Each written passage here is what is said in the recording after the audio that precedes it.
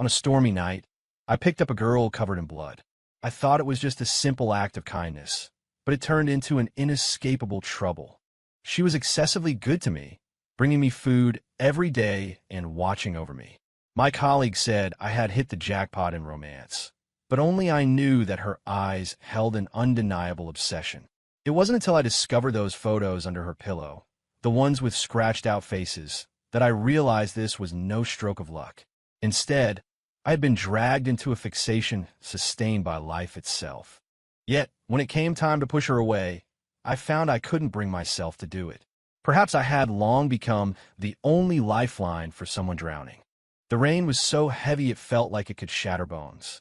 Riding my bike into the alley after my night shift, my headlights swept over the base of the wall, revealing a curled-up shadow. She looked like a rain-battered rag doll, blood seeping into the mud, mingling with the rainwater. I cursed under my breath, but still stopped my bike. "Hey, are you still alive?" Only when I crouched down did I see her clearly. A girl, so thin she was little more than a bundle of bones, her face pale as paper, eyes closed, droplets clinging to her lashes. The smell of blood, carried by the rain, seeped into my nostrils, dizzying. I took off my jacket and wrapped it around her. The moment I touched her shoulder, she suddenly grabbed the hem of my shirt, her grip so fierce it felt like she was digging into my flesh. Damn! I lifted her up. She was frighteningly light, cold as ice in my arms. Upstairs, there was only one rented room.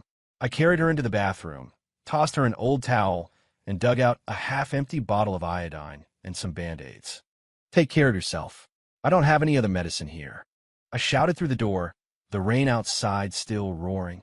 I had just collapsed onto the sofa when the bathroom door creaked open. She stood at the door, her hair wrapped in a towel, wearing my old t-shirt that swayed to her knees. Her bare feet were on the floor, toes curled and red from the cold. Thanks." Her voice was as hoarse as sandpaper. She just stood there, staring at me with dark, emotionless eyes. "My name is Zhengsheng, and you?" "Xiao." She squatted in the corner, hugging her knees, and placed the iodine and cotton swabs beside her. "The floor is cold. It's not dirty." Her voice was as faint as a mosquito's buzz. I dug out a thin blanket from the bottom of my chest and tossed it to her. "Sit on this." She rustled as she spread it out and curled into a ball, like a frightened cat. The rain stopped in the middle of the night. I woke up on the sofa with a stiff neck. When I woke up, the corner was empty.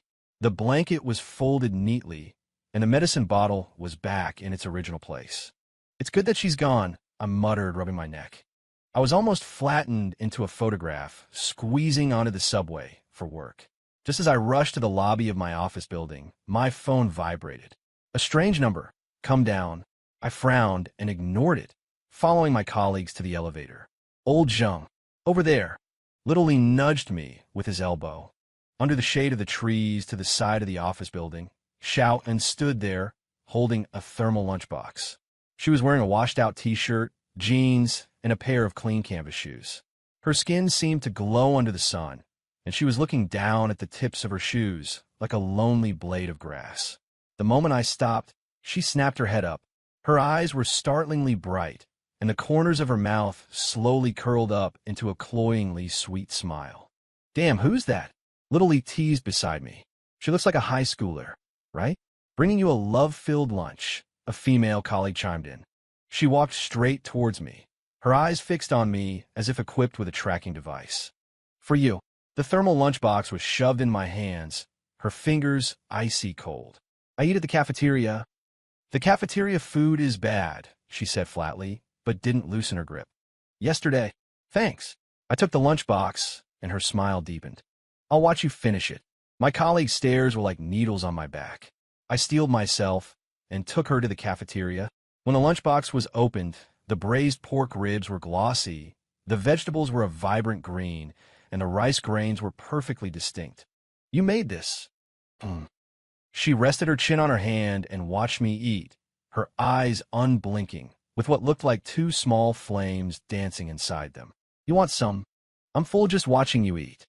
I ate that meal with a chill running down my spine. I felt like a monkey in a zoo. After she finished eating, she packed up the container. "Brother Sheng, I'll come back tonight." "Don't."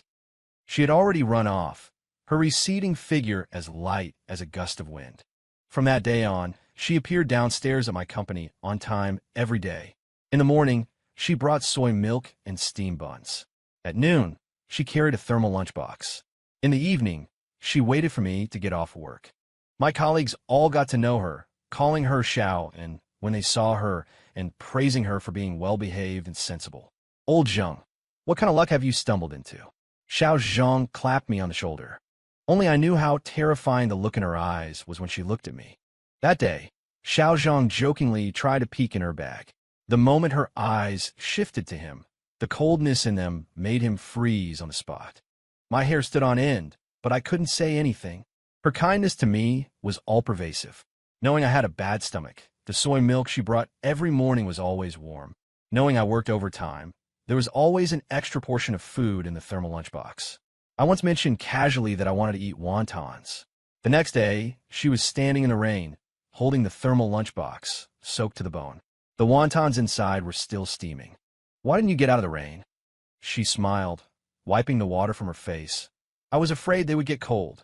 I took off my jacket to give to her, but she clutched it and wouldn't put it on. Don't get cold, Brother Sheng. At that time, I didn't realize this wasn't sensibility at all. It was an obsession etched into her very bones. At night, I locked the door and was preparing for bed when a faint scratching sound came from outside. Brother Asheng, it's so cold out here. Her voice was on the verge of tears. Can I come in? I frowned through the door. Don't you have a place to stay? I'm scared. Stop messing around. Go back. The scratching stopped, and after a moment, I heard suppressed sobs. Annoyed and restless, I lay on the bed, tossing and turning. At 1 a.m, there was another noise outside. This time, it was the sound of extremely soft breathing. I sat up abruptly. What on earth do you want? I just want to be a little closer to you, Brother Asheng. Her voice was trembling badly. Just for one night, okay? I sighed and opened the door. She stood in the doorway, her eyes red, like a little puppy soaked by the rain. Come in. You can sleep on the sofa. She smiled immediately, her eyes frighteningly bright. Thank you, Brother Asheng. From then on, she came knocking on my door every night. At first, I resisted, but later, listening to the sound of her breathing outside the door, I slowly got used to it. She slept on the sofa. I slept in the bedroom, with a door between us. Sometimes I would wake up in the night and see her sitting on the sofa, staring at my bedroom door in the moonlight, motionless. I pretended not to see, but my heart grew heavier. She started to meddle in my affairs. When she saw me discussing work with a female colleague, the next day, a dead mouse appeared on that colleague's desk. When she saw me answer a call from an unknown number, she would secretly write it down and tell me the next day that it was a nuisance call. She even asked, "Who is it?" when my mother called. "Shaoan, this is my business." She lowered her head, twisting the corner of her clothes with her fingers. "I'm afraid someone will bully Brother Asheng." "No one is bullying me." "Yes, there are." She suddenly looked up, her eyes flashing with a paranoid light. "They all want to take Brother Asheng away." I was startled by her. "You're overthinking it." She didn't speak, but just edged closer to me, like a small animal seeking shelter. That night, I worked overtime until late. While I was heading back, I saw her downstairs, struggling with a man. The man, wearing a black jacket and a fierce expression, growled, "Run. Let's see how far you can run." Shaoan clutched her bag tightly. "Let go of me." I rushed over and pulled her behind me. "Who are you?" The man looked me up and down and sneered. "So you're the wild man she's hooked up with? Watch your mouth. Kid, don't stick your nose where it doesn't belong. This is our family business." The man reached out to grab Shaoan. I shielded her more protectively. "If you have something to say it properly. What's the meaning of getting physical?" The man, angered by me, threw a punch. I couldn't dodge it. My face stung with a fiery pain where he hit me. "Don't hit Brother Asheng." Shaoan suddenly screamed and lunged forward, grabbing the man's arm and biting down hard. The man howled in pain and shook her off, cursing, "You crazy bitch." He looked at me, then at Shaoan with her reddened eyes, and spat on the ground. "You two are something else." With that, he turned and left. Holding my face, I looked at Shaoan. Her eyes were red-rimmed as she grabbed my arm to check on me. "Brother Asheng, does it hurt? I'll put some medicine on it for you." "Who was that man?" Her eyes flickered. "Someone I know." Shaolin, what's really going on? She lowered her head, her voice muffled. He's my dad. He always hit me. That's why I ran away. I froze, remembering the first time I saw her, covered in blood. My heart clenched as if squeezed by something. Then, from now on, I don't want to go back. She suddenly grabbed my hand, her grip frighteningly strong. Brother Ashung, don't send me away. I'll be so good to you, better than anyone. Her eyes were filled with fear and pleading, like a drowning person clutching at their last straw. That night, I let her sleep in the bedroom while I took the sofa. I woke up in the middle of the night to find her standing by the sofa, gazing at me in the moonlight with a complicated expression. She gently reached out her hand, as if to touch my face, but withdrew it just before making contact. Brother Ashung, she whispered softly, you're mine, only mine. I kept my eyes shut, pretending to be asleep, my back drenched in cold sweat. I knew something was off about her, but seeing her like that, I couldn't bring myself to tell her to leave. She started clinging to me even more. She followed me to work, followed me when I ate, and even waited outside when I went to the bathroom. My colleagues' looks grew increasingly strange, and some asked me privately, Old Jung, is that little sister of yours a bit? I could only brush it off with a laugh. One day, the company had a dinner gathering, and I drank a bit too much. I was dizzy on the way back. Shaolin supported me, muttering the whole way, why did you drink so much? And does your head hurt? When we got home, she busied herself wiping my face and fetching me water. Lying on the bed, watching her back, I suddenly felt exhausted. Shaolin. She turned around, her eyes bright. You can't keep doing this. The smile on her face froze. Brother Ashung, what do you mean? You need to have your own life. You can't keep revolving around me. Her face gradually turned pale. I don't want my own life. I just want to be with Brother Ashung. That's not possible. Why not? Her voice trembled. Haven't I been good to you? I listen to everything you say. Why do you want to send me away?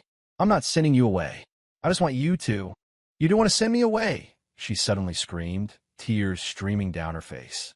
Is it because of that female colleague? Did she say something to you? I knew she had bad intentions. This has nothing to do with anyone else. It does. She grabbed my arm agitatedly. They all want to take you away from me. I won't let them succeed. The obsession in her eyes seemed to overflow, and I was terrified by her intensity. Calm down. She suddenly broke down, crying so hard her whole body shook. Brother Ashung, don't abandon me. You're all I have. She cried so sorrowfully that my anger instantly vanished, replaced only by heartache. I'm not abandoning you, I sighed. But you can't keep acting like this. She slowly calmed down, leaning against my chest like a wounded kitten. I'll listen to Brother Ashung. She seemed to have changed a little after that. She stopped following me around every day and was no longer hostile toward my colleagues. But the way she looked at me was still just as clingy. She started looking for a job and found one as a waitress in a small restaurant. Every day, she would bring me little snacks when she came back from work. My boss praised me today, she said with a smile, her eyes shining brightly. That's great. Watching her get better bit by bit, I had an indescribable feeling in my heart. I was off that day while she went to work. I decided to tidy up her room a bit, but under her pillow, I found a stack of photos. They were all pictures of me. There were photos of me at work, of me eating, and even of me sleeping. What terrified me the most was that in any photo that included other people, their faces were violently scratched out. Some were covered in crisscrossing scratches. Others were punctured with several holes. My hand holding the photos couldn't stop trembling, and a chill ran down my spine. So she hadn't changed at all. She had just hidden her obsession deeper. When she came back that evening and saw the photos in my hand, her face instantly turned pale. Ashung, what is this? My voice was strained. Her lips trembled as tears rolled down her face. I was just afraid they would take you from me. So you did this? I can't lose you. She threw herself at me, crying, Ashung, you're all I have. Please don't leave me. I pushed her away. Looking at her tear-stained face, I felt a mix of anger and pain. Shaolin, this is wrong. I know I was wrong. She grabbed my hand. I'll change. I promise I'll change. Just give me one more chance, please. Looking into her pleading eyes, I finally nodded. Perhaps I really am her only salvation. From then on, I started trying to guide her. I introduced her to my friends, telling her that not everyone wanted to hurt her. She was very resistant at first, holding my hand tightly, her eyes wary. Slowly, she seemed to relax a little. Seeing me joking with my friends, she would secretly smile. Once, a friend treated us to a meal, and she took the initiative to pour drinks for everyone, although her hands were still shaking. Shawan is getting better and better, my friend said. I looked at her, my heart warm. She would still cling to me, would look at me and giggle foolishly, would save all the good things for me. But the paranoia in her eyes faded, little by little. In its place was more and more tenderness and reliance. That day, the storm started again, as heavy as the first time we met. She leaned in my arms, watching the rain outside the window. Brother A. Shum, thank you. For what? Thank you for not giving up on me. I held her tighter, silly girl. In fact, I should be the one thanking her. It was she who let me know how warm it feels to be cherished so deeply. Although her methods were once so extreme, that love was incredibly sincere. I know the road to her salvation is still long. But it doesn't matter. I will walk with her step by step.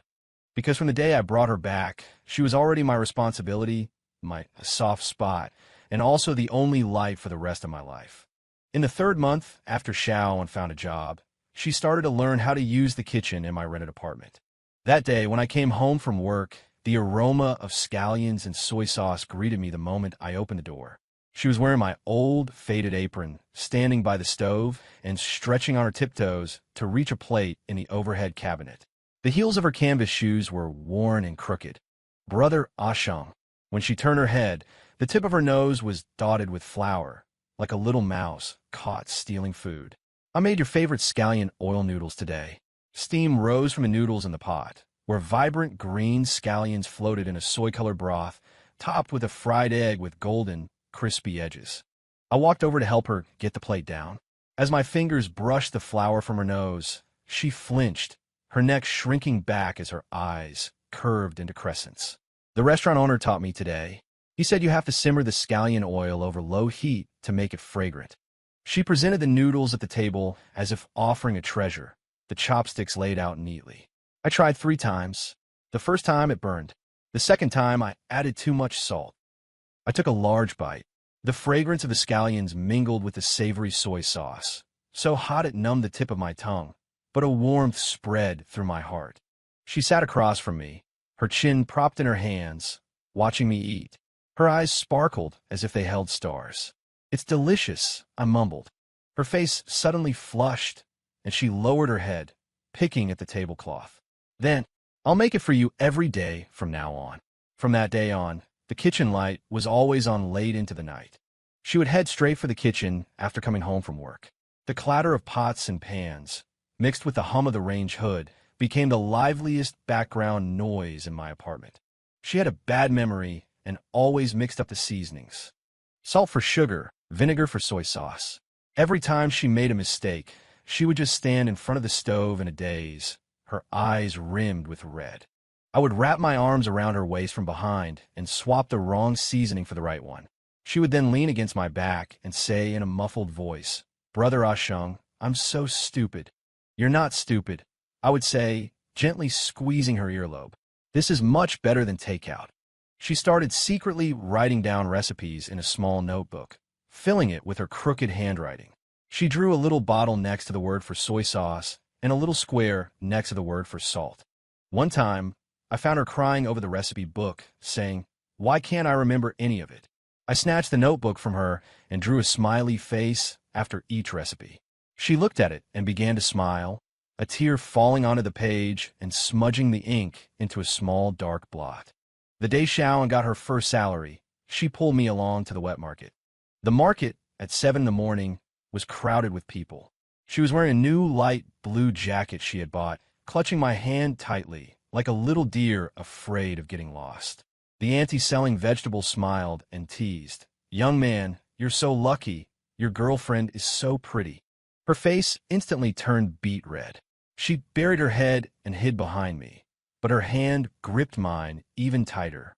I smiled and chatted with the auntie, catching a glimpse of her secretly looking up from the corner of my eye, The corners of her mouth pursed in a smile. She bought pork ribs, saying she wanted to make sweet and sour pork ribs. She bought green vegetables, saying she wanted to stir-fry them. When she saw the strawberry stall, her eyes lit up, but she pulled me to keep walking. Want some? I stopped. She shook her head. They're too expensive. I pushed her in front of the stall and picked a large box of the reddest ones. Boss, weigh this. She anxiously tugged at the corner of my shirt, whispering, Brother A. Shung, don't buy it. On the way back, she held the strawberries, her steps so light it was as if she were dancing. When we reached the old locust tree at the street corner, she suddenly stopped, stood on her tiptoes, and fed the reddest strawberry to my lips. Sunlight filtered through the leaves, landing on her eyelashes as if coating them in a layer of gold. The light in her eyes was brighter than the sun, filled with careful anticipation. Is it sweet? Sweet. I took a bite. The juice from the strawberry dripped to the corner of my mouth. She reached out and wiped it away with a pad of her finger. Her fingertip was soft, carrying the fresh scent of strawberries. That night, she washed the strawberries and arranged them on a plate, placing them one by one in neat rows. I ate two, then pushed the rest towards her. But she fed them into my mouth one by one, saying, They're only sweet if Brother A. Shung eats them. Moonlight shone through the window and fell on her face. She smiled like a child who had stolen candy. I suddenly felt that although this rented room was a bit small, because of her, it had become a home. When autumn came, a new scar appeared on Shaoan's wrist. She came back from work that day with her sleeves rolled up high, gauze wrapped around her wrist, blood seeping through. I grabbed her hand, my voice changing pitch. How did this happen? I was careless when I was cutting vegetables. Her eyes darted away, and she tried to pull her hand back. I lifted the gauze. The wound was deep, the edges jagged. It didn't look like it was from cutting vegetables. Tell me the truth. She bit her lip, and tears started to fall. That man, he came to the restaurant looking for me again. I got cut by glass when I was running away. It was her dad, the same man who had hit her downstairs last time. A fire ignited in my heart. I grabbed my jacket and started for the door. I'm going to find him. She held on to me desperately, her whole body shaking with sobs. Don't go. Brother Shung, I'm begging you, don't go. He'll hit you. I can't just watch him bully you. I'm not afraid. She wrapped her arms around my waist, burying her face in my chest. As long as I'm with Brother Shung, I'm not afraid of anything. Looking at the wound on her wrist, my heart felt like it was being sliced by a knife. That night, I changed her dressing. She trembled from the pain, but bit her teeth and didn't make a sound, just clutched my hand, her nails digging into my palm. Tell me if it hurts, I said, my voice hoarse. She shook her head and smiled a little. It doesn't hurt when Brother Shung changes my dressing. From then on, I walked her to work and picked her up every day. Her colleagues all said her boyfriend was so considerate. She would always blush, stealing glances at me, the sweetness in her eyes nearly overflowing. One day, while picking her up from work, I saw her dad squatting by the restaurant entrance. I shielded Shaoan behind me. He stood up, reeking of alcohol, and glared at me. Hand her over. She's not going with you. I clenched my fists. She's my daughter. He reached out to grab Shaoan. I shoved him away. He staggered back a few steps, then charged at me, cursing. I didn't fight back. I just protected Shaoan. He hit my back, my arms, his fists as hard as rocks. Shaoan screamed and threw herself in front of me, shielding me with her body. Stop hitting him. I'll go with you. You're not going. I pulled her behind me and looked at the man. If you dare touch her again, I'm calling the police. He was probably intimidated by the look in my eyes. He cursed a few more times and walked away, still muttering. I turned around. Shaoan threw her arms around me and cried, her tears soaking my shirt. Brother Shung, does it hurt? It doesn't hurt. I stroke her hair. From now on, I'll be here. No one can bully you. She looked up, her eyes red. Suddenly, she stood on her tiptoes and kissed the corner of my mouth. It was a very light kiss, like a feather landing on my heart. I froze for a moment. Her face turned completely red, and she buried her head, not daring to look at me. I smiled, pulling her into my arms, resting my chin on the top of her head. Silly girl. Winter came unexpectedly. The rental apartment had no heating and was as cold as an ice cellar at night. Xiaoan gave me all the thick quilts and covered herself with a thin one, curling up into a ball from the cold at night. I pulled her into my arms. She snuck in like a little kitten, her hands and feet icy cold. Cold. She snuggled deeper into my embrace. I held her tighter, warming her with my body heat. Go to sleep.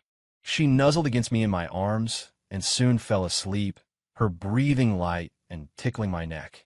I lay with my eyes open, looking at the ceiling, listening to her breathing, feeling a great sense of peace in my heart. On Christmas Eve, the company gave us a half-day off. I went to the mall and bought her a scarf, a red one, like the strawberries she loved. When I got back, she was putting up paper cuts on the window, stars and moons she had cut herself, crooked and lopsided. Seeing me return, her eyes lit up. Brother, A Sheng, look. They're beautiful. I wrapped the scarf around her neck. The red made her skin look even fairer. She touched the scarf and smiled, revealing 2 small dimples. Thank you, brother, A Sheng. That evening, we had hot pot. The small electric pot steamed, piled high with cabbage, meatballs, and tofu. She kept putting food in my bowl, but ate very little herself, her eyes fixed on me with a smile playing on her lips. You eat too. I put a meatball in her bowl.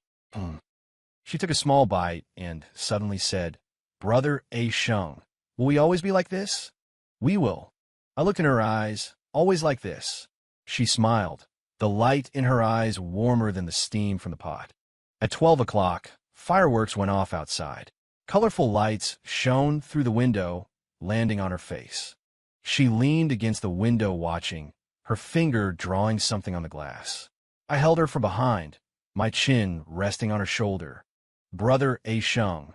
She turned around, her eyes sparkling. I used to think that just living was so hard.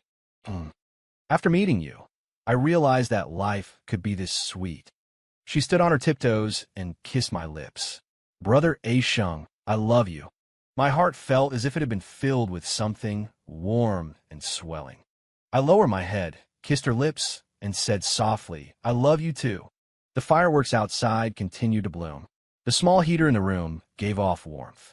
Her hand held mine tightly, as if holding the entire world. At the beginning of spring, the owner of the restaurant where Xiao and worked gave her a raise. She came skipping back with the pay slip and held it up to me. Brother A Sheng, look, that's great, I said, ruffling her hair. She suddenly blushed and pulled a small box out of her pocket. I bought you a present. It was a black lighter with my name engraved on it. I don't smoke, but I put the lighter in my pocket and held it tightly. I know you don't smoke, she said, a little embarrassed. I just thought it looked nice. I like it a lot, I said with a smile. That day, we went for a walk in the park. The willows had budded, and the lawn was a vibrant green. She wore a light-colored dress and ran ahead, her skirt fluttering like a butterfly. I chased after her and took her hand. She turned her head, her smile brighter than the sun. A child ran past with a bubble machine, and colorful bubbles floated in the air. She reached out to catch them, and they popped at her fingertips. She giggled. Brother A Sheng, look, she said, pointing to a kite in the sky. It's flying so high. Let's buy one too. We bought a butterfly kite. She held the spool, and I held the kite and ran. When the kite took off, she cheered and jumped, the spool spinning rapidly in her hands. The wind blew her hair across her face. She turned to me and smiled, the light in her eyes brighter than the kite. That night, she leaned against me and said, Brother A Sheng, I want to save money. Let's buy a bigger house. Okay. It has to have a big kitchen, so I can cook for you every day. Okay. And a balcony filled with flowers. Okay. She looked up and kissed my chin. Brother A Sheng, thank you. For what? Thank you for taking me in. I held her tighter, my heart feeling as if it were filled with honey. Actually, I was the one who should be saying thank you. Thank you for being a ray of light that shone into my ordinary life, letting me know that loving someone could be such a warm thing. The day we moved into our new home, the sun was exceptionally bright. The house wasn't big, but it had a large kitchen and a balcony. Xiaoan, wearing a newly bought apron, bustled about in the kitchen, humming a tuneless song. I was planting flowers on the balcony when she ran over, holding 2 freshly bloomed roses, and tucked them behind my ear. So pretty, she laughed, bending over with amusement. I pulled her into my arms and kissed her on the forehead. Stop messing around.